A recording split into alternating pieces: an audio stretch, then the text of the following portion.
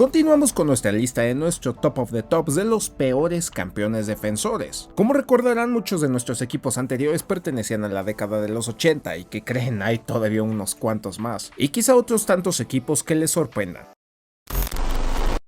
En nuestra segunda parte de nuestro Top of the Tops vuelven a estar los Giants, y de nueva cuenta es en la década de los 80. De 1984 al 86 el equipo fue de menos a más, de ser contendiente pasaron a ser campeones, y al igual que los Redskins años antes se creía que era el inicio de una dinastía en la Gran Manzana. En 1987 comenzaba la defensa del título, pero las cosas no empezaron con el pie correcto. Los dos primeros juegos los perdieron frente a los Chicago Bears y Dallas Cowboys, y por si fuera poco, al terminar la semana 2 inició la huelga de jugadores de la NFL, que provocó que no se jugara la semana 3 y que las semanas 4, 5 y 6 se disputaran con jugadores de reemplazo en varias posiciones de los equipos, incluidos los Giants. Para la semana 6, Nueva York tenía récord de 0-5. Afortunadamente la huelga llegó a su fin y los jugadores pudieron regresar para la semana 7, y aunque se cosecharon varias victorias, el daño provocado por esas 5 caídas terminó por pesar, haciendo que los Giants finalizaran la campaña con marca de 6-9, siendo el peor equipo de su división y el primer campeón defensor en iniciar con 5 derrotas la temporada. Las siguientes campañas fueron mejores, pero esa temporada del 87 pudo haber sido diferente para los Giants.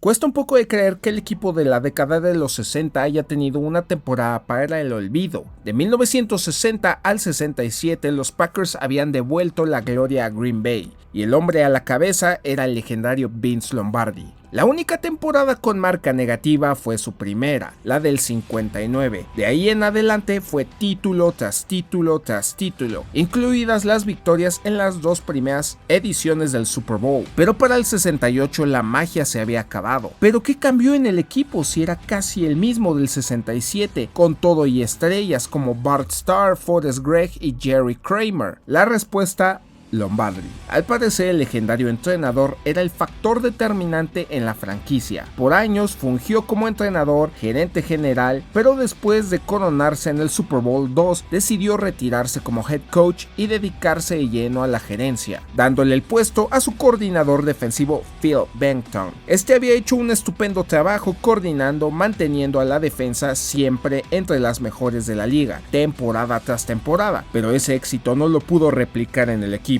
En 14 semanas que duraba la temporada en aquel entonces, solamente se pudieron conseguir 6 victorias, de las cuales solo 2 fueron de local en Lambeau. La de la semana 1 y la otra de la semana 10 fueron en el Milwaukee Country Stadium, porque en aquel entonces los Packers jugaban 2 de 4 duelos en Milwaukee, algo que se mantuvo hasta 1994, de eso hablaré después. Además sumaron un empate en la semana 6 frente a Detroit 14-14, el récord de la temporada fue de 6-7-1. Lo peor es que este fue el principio de una gris y larga época para los de Green Bay, porque Lombardi volvió a entrenar, pero no a los Packers sino a los Redskins. Phil Bennington se mantuvo 2 años más como head coach, pero sin éxito, y todos los entrenadores que le siguieron tampoco salvaron a la franquicia de la mediocridad, incluidos Bart Starr y Forrest Gregg. Fue hasta los 90 que el éxito regresó al pueblo.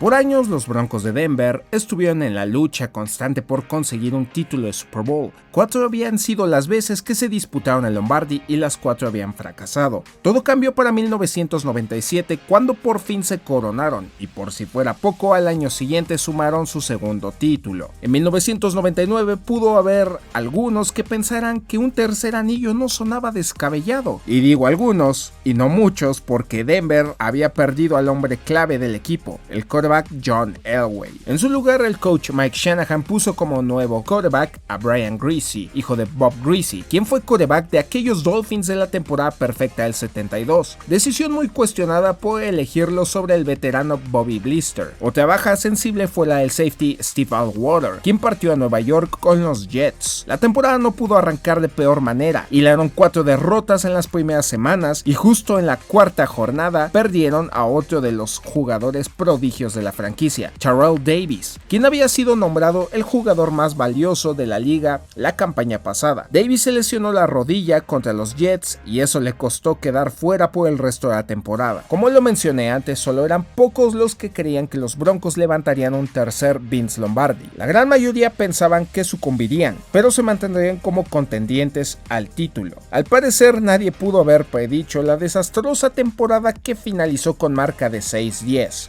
Los Broncos fueron el peor equipo de la división oeste y uno de los peores de la AFC, pero no solo la partida de Elway, la lesión de Davis y las malas decisiones de los entrenadores fueron lo que originó este fracaso.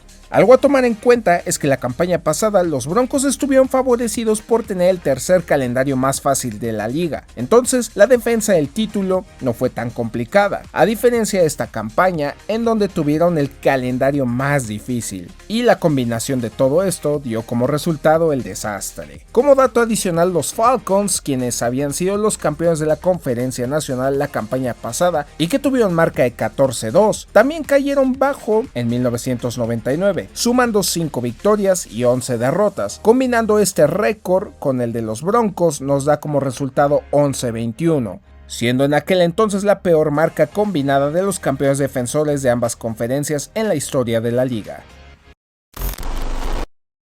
Como habrán notado, hay muchos de los equipos de nuestra lista que pertenecen a la década de los 80, una época un tanto bizarra para la NFL, que incluye huelgas, drafts de superestrellas y un Super Bowl ganado por los Bears.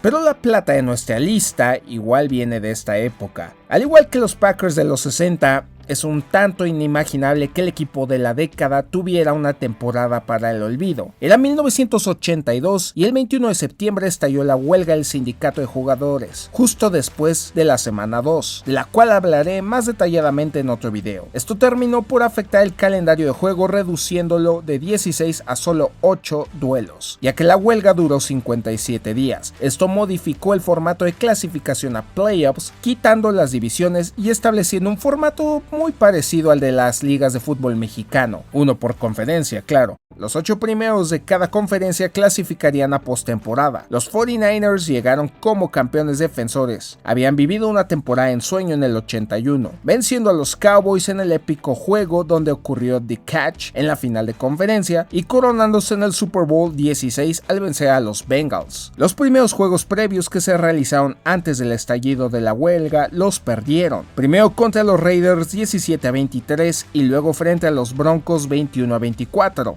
Cuando se reanudó la campaña en noviembre, los 49ers ganaron 31-20 a los Cardinals, pero esta solamente sería la primera de las únicas 3 victorias obtenidas en la temporada. El resto fueron derrotas. Finalizaron la campaña con marca de 3-6, algo que obviamente los dejaba fuera de playoffs, y cabe mencionar que ninguno de estos 3 triunfos fue jugado en casa. Estos 49ers ya contaban con muchos de los protagonistas que ayudarían a conseguir otros 3 anillos de Super Bowl, como Joe Montana, Dwight Clark, Keenan Turner, Ronnie Lott y el coach Bill Walsh. Quizá muchos de ustedes pensarán que la huelga fue lo que truncó a los Niners. Puede que sea la verdad hasta cierto punto, ya que no todos los equipos protagonistas de la campaña del 81 tuvieron el mismo destino que los Niners, como los Dolphins o los Cowboys, que estuvieron en los primeros de sus respectivas conferencias. Lo que sí es seguro es que fueron el peor campeón defensor en la historia de la NFL hasta pocos años recientes. Pero para eso vamos a nuestro primer lugar.